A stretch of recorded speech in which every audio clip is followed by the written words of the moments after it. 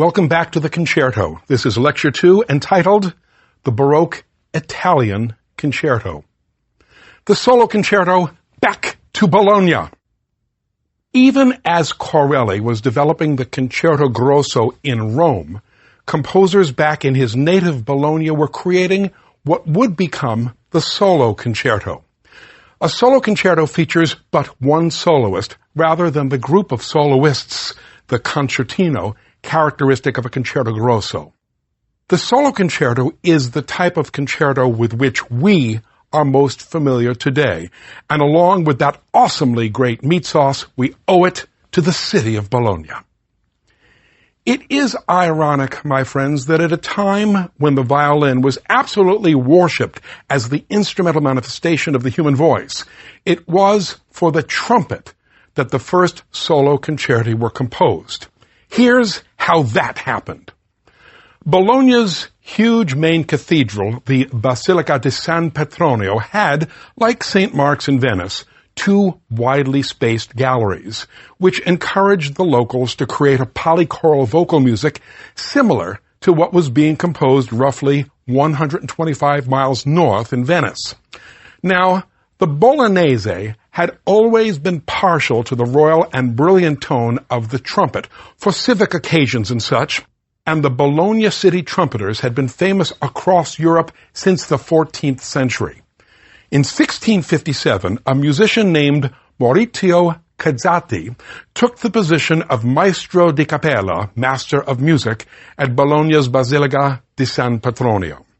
Maestro Cazzati was a particularly forward-looking musician, and despite the misgivings of the church authorities, he added instruments to San Petronio's choirs, in particular the incredibly skilled trumpet players that had been a fixture in Bologna's civic life for hundreds of years. Cazzati wrote a number of works for strings and trumpet, the earliest of which was published in 1665. They are concertato-styled works that exploit the natural timbral differences between trumpet and strings by actually giving somewhat different musical material to each.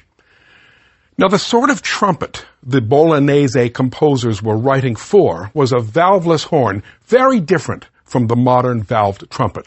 The Baroque trumpet was used primarily in its high or clarino register, and was usually limited to passages that outlined simple harmonies or featured scales.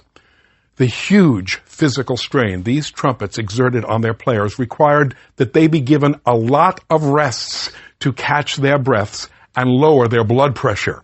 This, in turn, forced the Bolognese composers to shift constantly, and often quite suddenly, between the trumpet and string parts, a back and forth that further reinforced the effect and impact of the concertato-style writing. As an example of the Bolognese trumpet concerto at its zenith, we turn to Giuseppe Torelli's Concerto in D major for trumpet and strings, composed around 1695. Torelli was born in Verona in 1658, the sixth of 9 Torelli bambini. Proficient as both a violinist and violist, he moved to Bologna sometime in the early 1680s, where he played in the orchestra at the Basilica di San Petronio. Aside from a brief period in the late 1690s when he lived in Ansbach and then Vienna, Torelli spent the remainder of his life in Bologna, where he died in 1709. Torelli was the most famous of all the Bolognese-based composers, and certainly, my friends, he was the most prolific. And while his first compositions were for strings, by the early 1690s, he fell in with the Bolognese trumpet trip and began to compose works alla tromba for the trumpet. As will so often be the case for composers of concerti, it's something we're going to observe across the span of this course. Torelli was inspired by a particular performer, a trumpet player named Giovanni Pellegrino Brandi. Judging by the music written for him, Giovanni Brandi must have been one hot trumpet player. It is exceedingly virtuosic, especially when we consider the incredible limitations of the valveless Baroque trumpet.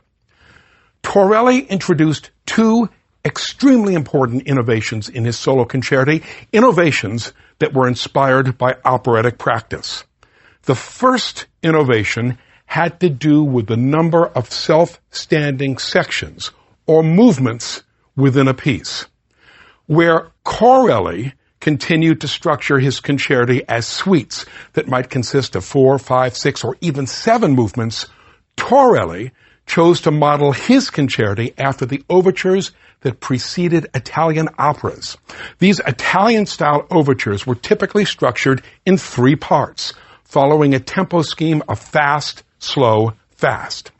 Likewise, Torelli structured his concerti in 3 distinct movements: fast, slow, fast. It was an innovation that took firm hold, and with the occasional exception, it remained the rule for concerti through the 20th century. We'll talk about Torelli's other great opera-inspired innovation after we've had the opportunity to listen to his 3-movement concerto in D major for trumpet and strings, circa 1695. The first movement opens with an upbeat and graceful theme scored for the string ensemble, the grosso or ripieno, the conclusion of which overlaps with the first 3 notes of the solo trumpet part. Let's hear this opening theme.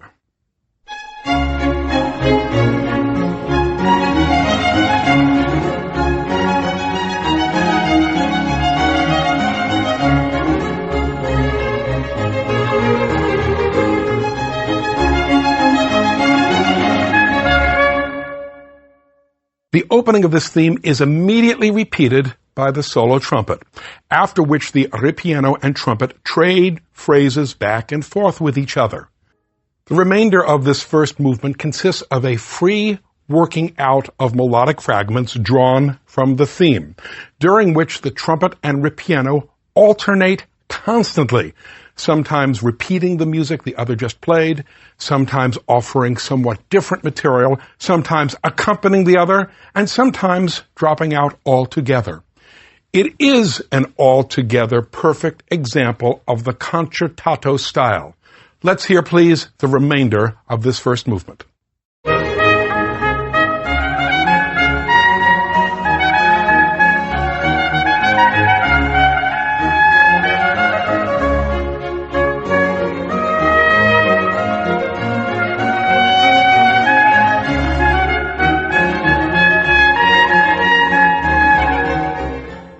The second movement is in 3-part A-B-A form. The opening and closing A sections are slow, and the middle section, B, is fast. It's typical of Torelli's trumpet concerti that the trumpet plays not a single note of this second movement. Frankly, the trumpeter needs a break after the first movement and before the like rigors of the third. This is not to say, however, that the second movement is a throwaway, a stall for time while the trumpet player gets some feeling back into his lips and face. Oh no! This second movement is a veritable concerto within a concerto. Here's what happens. The slow opening A section is played by the entire string ensemble.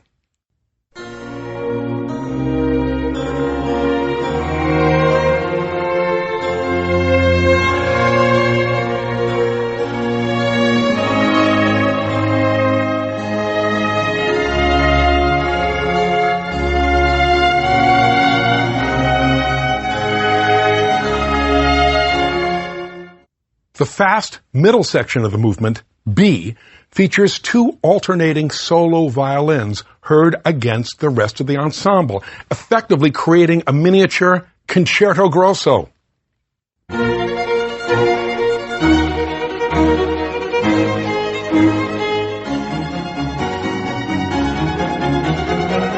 Finally, when the slow music returns at the conclusion of the movement, a solo violin takes the lead, creating the effect of a solo concerto for violin.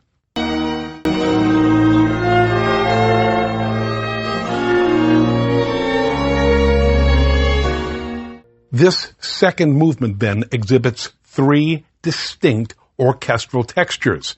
It begins as an ensemble piece, then acts like a concerto grosso, and finally, a solo concerto. Most interesting. Its siesta now over, the trumpet re-enters for the third and final movement. In a reverse of what happened in the first movement, the trumpet now takes the lead here in the finale.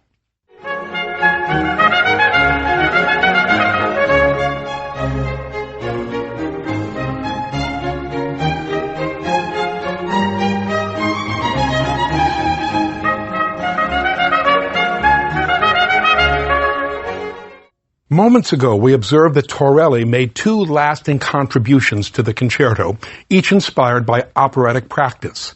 The first of these contributions was his cultivation of a three-movement scheme based on the Italian-style opera overtures of the time. The other had to do with the internal form, the internal structure of the individual movements of his concerti, particularly his first movements. For his inspiration, Torelli turned to the operatic aria. In the opera arias of Torelli's day, the voice was typically accompanied as simply as possible by the instruments of the basso continuo, usually just a harpsichord and a cello. Between the verses of the aria, the full orchestra would enter and play its own material, which was used like a refrain to punctuate the verses of the aria, during which time the singer could wander about the stage, wave to his friends, perhaps take some snuff. This recurring orchestral refrain was called a ritornello, which is a diminutive form of the word ritorno, meaning literally the return or the refrain. Torelli began to systematically experiment with such ritornello procedures in his concerti, particularly in the first movements of his concerti. The solo instrument took on the persona of the singer, and the orchestra that of the accompanying ensemble. The result, something that came to be known as ritornello form, is yet another example of the concerto as an outgrowth of operatic practice. Torelli's two great opera-inspired innovations, the three-movement scheme and ritornello form, assured him a permanent place in the Concerto Hall of Fame. Giuseppe Torelli was the Abner Doubleday of the solo concerto. While Torelli didn't quite invent the solo concerto any more than Doubleday invented baseball, he synthesized the tradition of Bolognese trumpet music with techniques gleaned from Corelli and other Rome-based composers of concerti grossi, and in doing so, created what became the solo concerto. The adaptation of operatic elements to the world of instrumental music that gave birth to the concerto in the first place would continue. But thanks mostly to Torelli and Corelli, the next generation of concerto composers would be building on instrumental as well as vocal models. The next generation of concerto composers was clustered in Venice. Venice. Across the span, my friends, of the 17th century, Venetian music flourished as never before. By 1700, there were 14 public theaters operating in Venice. 7 of them were full-time opera houses, and 3 of them staged operas on occasion. Now let's do the math. There were times when there were 10 different operas in production simultaneously. Cha-ching! That'll keep the box offices busy, yes? Yes. Venice had it all. Along with its opera theaters, there was Carnival, Saints' Days, the regatta, that is the gondolier races, its world-famous prostitutes, and, of course, its extraordinary, otherworldly beauty, all of which assured Venice's reputation as Europe's #1 tourist attraction, the Vegas of its time. It was also during the 17th century, the 1600s, that the center of Venice's instrumental musical activities moved from St. Mark's Cathedral to the city's orphanages. There were 4 orphanages for girls in Venice: the Pietà, the Incurabili, the Mendicanti, and the Ospedaletto. They had been opened during the Crusades as hostels, that is, as ospedali, for pilgrims, but later became orphanages for abandoned girls, of which there was no shortage in a seaport town with as many prostitutes as Venice. In these orphanages, the Platonic theory of education was followed, meaning that music played the essential role in the curriculum. By the late 17th century, the standard of musical education was recognized as being so high that the nobility began enrolling their daughters at the conservatories attached to the orphanages as paying students. Many of the students became genuine virtuosi, and their presence and the commercial potential for concerts in such a thriving tourist destination inspired the creation of a tremendous amount of instrumental music during the last years of the 17th century and the first decades of the 18th century. Musicologist Michael Roeder explains, and we quote, "As the place of virtuosic display grew in the affections of the audiences, the concerto, particularly the solo concerto, came into its own as the instrumental equivalent of opera. By consolidating and building upon Torelli's achievements, the Venetian composers made the concerto an extraordinarily viable form with clearly identifiable features," unquote. Those features were as follows. 1. A 3-movement scheme, fast, slow, fast. 2. The use of ritornello form in first movements and occasionally in the second and third movements as well. 3. The ritornello themes themselves, played by the ensembles, are relatively simple and catchy, while the contrasting material played by the soloist is virtuosic. 4. Slow movements will be genuinely operatic in their lyricism and expressive content. Tommaso Albinoni, 1671 to 1751. Tommaso Giovanni Albinoni was a native Venetian, born, bred, and dead. The eldest son of a wealthy Venetian paper merchant, Tommaso was that luckiest of musicians, a talented violinist, singer, and composer who didn't have to earn a living as a musician. He remained, by his own admission, a true musical dilettante, a man of independent means who delighted himself and others through music. He was a lucky man. As a composer, Albinoni split his time between the opera house and the concert stage. He wrote a lot of music, over 80 operas, of which 57 have survived, over 40 cantatas, 79 sonatas, 59 concerti, and various other assorted pieces. We turn to Albinoni's Concerto in D minor for oboe and strings, Opus 9, number 2, one of Albinoni's 16 concerti for either 1 or 2 oboes. Opus 9 was published in Amsterdam, which was at the time the music publication capital of Europe, and it reflects the Venetian tendency to compose concerti for not just stringed instruments, but for woodwind instruments as well. Having said that, oboe concerti were extremely unusual at the time, as the oboe was an instrument that had only recently found its way into Italian orchestras. I would tell you that the first known use of an oboe in a Venetian opera occurred only in 1692, and the orchestra at St. Mark's didn't hire a permanent oboist until 1698. Certainly, what Mozart did for the clarinet at the end of the 18th century, Albinoni did for the oboe at the beginning of the 18th century, and that is, elevate it as a solo instrument to a level approaching that of the violin. Having said that, Albinoni did not elevate the oboe out of his love for the oboe per se. Among other things, he was a singing coach, and his wife, Marguerite, was a professional opera singer. His interest in the oboe had little to do with being an instrumental innovator and everything to do with his interest in the human voice and the oboe's ability to project a human voice-like range of lyricism. Please, let us be aware of this vocal operatic conception while we sample Albinoni's oboe concerto. In the first movement, ritornello form, the oboe and the ripieno actually take turns stating the ritornello theme. The theme, dark and stormy, is first presented by the ripieno.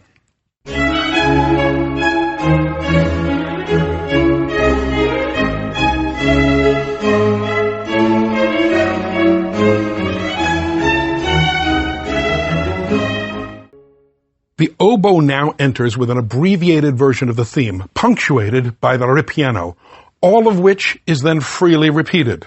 Let's listen, please, from the entry of the oboe.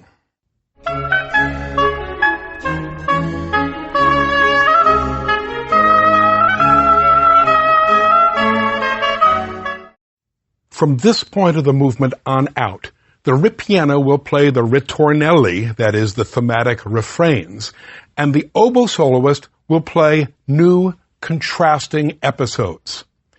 The second movement, adagio, begins with a lengthy and purposely nondescript orchestral introduction that anticipates, and indeed makes us wait for, the long-breathed, long-lined, utterly vocal oboe theme that follows. In the opera house, such an orchestral introduction would allow the soprano, because after all the oboe is a soprano, to emote in preparation for the achingly lyric love song that follows.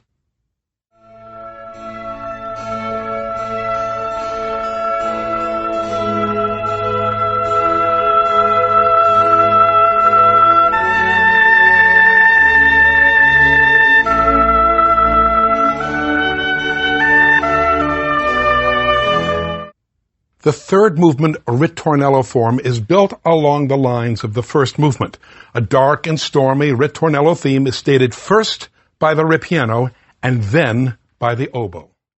From this point of the movement, the oboe will play a series of increasingly virtuosic episodes, all of them punctuated by the ripieno. When the ritornello theme returns in its entirety at the very end of the movement, it is played now by the oboe, a fitting climax, I think, for the concerto. Let's hear the remainder of the movement.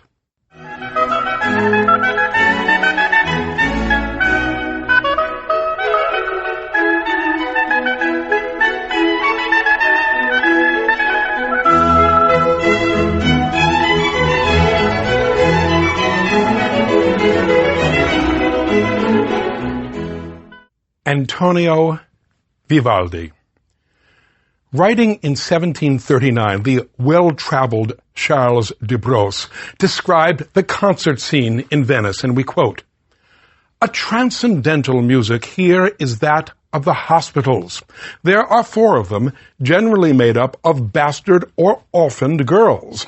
They are trained solely to excel in music, and so they sing like angels and play the violin, the flute, the organ, the cello, and the bassoon. No instrument frightens them. They are cloistered in the manner of nuns. They perform, and each concert is given by about 40 girls, almost all of them under the age of 20. I swear to you that nothing is so charming as to see a young and pretty nun in her white robe with a bouquet of pomegranate flowers over her ear, leading the orchestra with all the grace and precision imaginable. The hospital I go most often to is that of the Pietà, where one is best entertained." Unquote. Yes, indeed, the best known of Venice's 4 orphanage conservatories was the Pietà. By 1700, it was simply the best school of music in northern Italy. Its staff consisted of a choir director, an organist, and teachers for violin, viola, oboe, bassoon, flute, cello, horn, and timpani. The students played and sang for chapel services and gave concerts when the theaters were not in season. My friends, for 37 years, the violin master, conductor, composer, and sometime general superintendent of music at this very same Seminario Musicale dell'Ospedale della Pietà was a priest named Antonio Lucio Vivaldi. Vivaldi was born in Venice on March 4th, 1678, and died in Vienna, age 63, in 1741. He was, by all accounts, an egomaniacal, opportunistic, thin-skinned, greedy wheeler-dealer who lied constantly, had more than his share of lovers. Yes, he was a priest, and how he managed to avoid being defrocked remains one of the great mysteries of the Italian Baroque, and seems to have inspired a scene wherever he went. According to biographer John Talbot, and we quote, Antonio Vivaldi was so unconventional as both man and musician that he was bound to elicit much adverse comment in his lifetime. His vanity was notorious. He boasted constantly of his fame and of his illustrious patrons and of his fluency in composing, unquote. Known as the Red Priest, Il Prieto Rosso, for his flaming red hair, Vivaldi himself was a virtuoso violinist. And while he composed 49 operas, he is best remembered today for his concerti. Over 500 of them. Oh, no slacker he in the concerto department. Roughly half of Vivaldi's concerti, about 230 of them, are for solo violin and orchestra. And modern scholarship has confirmed that virtually all of them were written for performance at the Pietà. Now say what you want about Vivaldi. He was a heck of a violinist, obviously a sympathetic teacher, and the single greatest Italian composer of concerti who ever lived. His contract demanded that he compose a lot of music. At one point, 2 concerti per month. Whatever. Vivaldi's deadlines never precluded him from experimenting with all sorts of instrumental combinations. He composed concerti for violins, for oboes, for horns, for bassoon, for timpani, for trombone, for trumpet, and for theorbos, a large double-necked bass lute. He wrote solo concerti, concerti grossi, and concerti in which the entire first violin section takes the lead, a type of concerto known as the ripieno concerto. It's a type of concerto we haven't yet discussed, but will soon enough. Clearly, Antonio Lucio Vivaldi deserves a course of his very own. 3 big statements concerning Vivaldi's concerti. 1.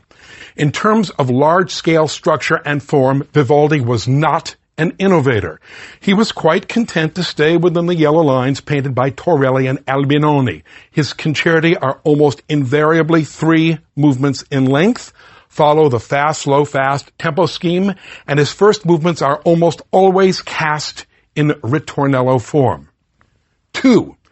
What sets Vivaldi's concerti apart from those of his models is the interest and complexity of his themes, the degree of contrast created between the ripieno and the soloists, the virtuosity of his solo parts, and the large-scale dramatic flow and length of his movements. Vivaldi's concerti are more highly contrasted, more virtuosic, longer, and more exciting than anything that came before him. 3. Where Vivaldi truly does become an innovator is in his writing for the violin, in his use of arpeggios, the upper register of the violin, in his bowing and articulation, and his ability to make the violin sound like things other than a violin. Vivaldi broke new ground in the development of the violin as an instrument. Let's take this expansion of the violin as our cue for the 2 Vivaldi concerti we'll sample. We begin with what's got to be among the most well-known sets of concerti in the entire repertoire. We refer to Vivaldi's The 4 Seasons, which are, in reality, 4 3-movement violin concerti, each one based on a sonnet extolling the merits of a particular season. We turn to the first of the 4 seasons, the Concerto for Violin in E major, Opus 8, number 1, subtitled Spring, composed sometime between 1718 and 1720 and published in 1725. The sonnet on which the first movement is based goes like this. Spring has arrived, and merrily the birds hail her with happy song. And meanwhile, at the breath of the zephyrs, the streams flow with a sweet murmur. Thunder and lightning, chosen to proclaim her, come covering the sky with a black mantle. And then, When these fall silent, the little birds return once more to their melodious incantation. All right, look, we don't know who wrote the sonnets on which Vivaldi based the Four Seasons, and that's just as well, because as poetry, they are pretty awful. But that's okay. They inspired Vivaldi, and that's all that really matters. As we would expect, this first movement is in ritornello form. Typical of Vivaldi, the opening ritornello, which represents spring in all its glory, is as memorable, my friends, as your first kiss. The musicologist Paul Everett points out that, and we quote, "For Vivaldi, the first ritornello is the movement's essence, a zest to be encapsulated immediately, irrespective of what happens afterwards." Unquote. All right, back to the sonnet. Spring has arrived.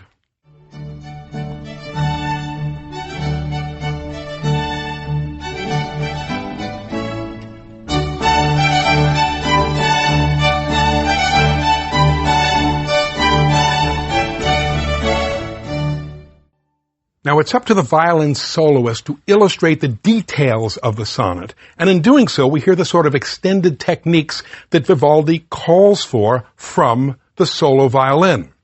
The first contrasting episode corresponds to the words from the sonnet, "And merrily the birds hail spring with happy song."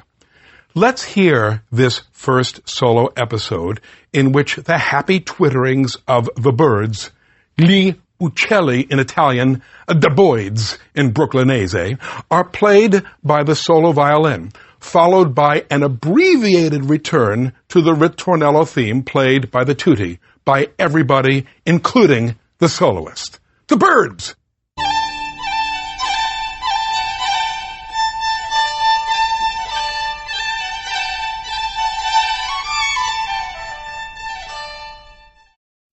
The next passage, played by everybody, corresponds with the next two lines of the sonnet. And meanwhile, at the breath of the zephyrs, the streams flow with a sweet murmur.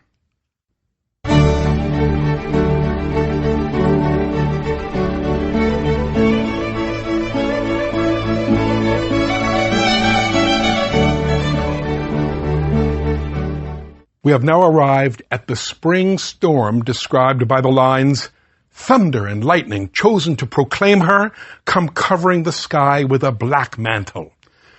Brilliant, virtuosic arpeggios in the solo violin describe both lightning and the sudden downpour of rain, heard over a rumbling accompaniment provided by the ripieno, followed by a return, now in minor, of the ritornello theme.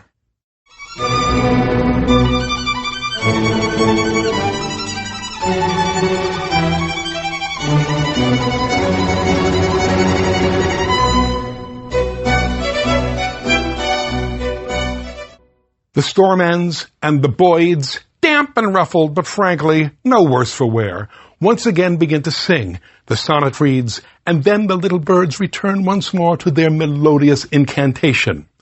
We hear the remainder of the movement, which concludes with one last appearance of the spectacular ritornello theme.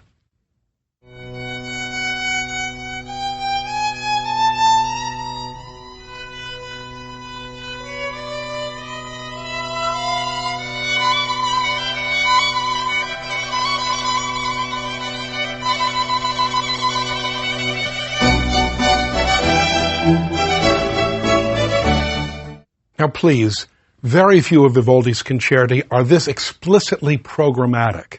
Nevertheless, the brilliance of both the ritornello theme and the writing for the solo violin are typical of Vivaldi's concerti. Because we must, let's sample the ritornello theme and first solo episode of one more Vivaldi concerto, the violin concerto in E-flat major, opus 8, number 5, nicknamed La Tempesta di Mare, the storm at sea. The real storm is the incredibly virtuosic writing for the solo violin.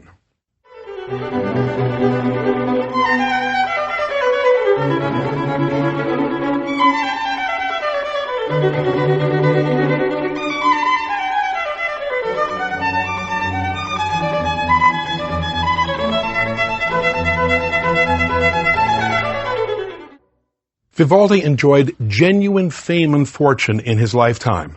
Unfortunately, my friends, fame is fleeting, and fortune, well, fortune gets spent. In 1741, Vivaldi, then 63 years old, decided it was time to bank off his fame and revive his flagging fortunes by moving to Vienna. A major understatement? Vienna didn't work out.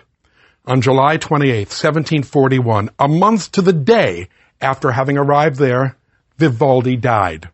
The cause of death was listed as internal inflammation, which could have been anything. He was buried in the now no longer extant cemetery of the Bergerspital. At his last rites, 6 choir boys, one of whom, by the way, was the 9-year-old Joseph Haydn, sang his Requiem Mass. No trace of his grave remains, and Vivaldi's bones lie somewhere under the great city of Vienna. We read the conclusion of Vivaldi's Venetian obituary. Quote, "So we mark the death of Abbe Lord Antonio Vivaldi, incomparable virtuoso on the violin, known as the Red Priest, much esteemed for his compositions and concertos, who earned more than 50,000 ducats in his life, but his disorderly prodigality caused him to die a pauper in Vienna." Unquote. Conclusion. Vivaldi refined and intensified the concerto and almost single-handedly elevated it to the most important type of instrumental music during the High Baroque. The sheer number and quality of Vivaldi's concerti guaranteed that they would become, along with Corelli's, the ground line standard for the next generation of concerto composers.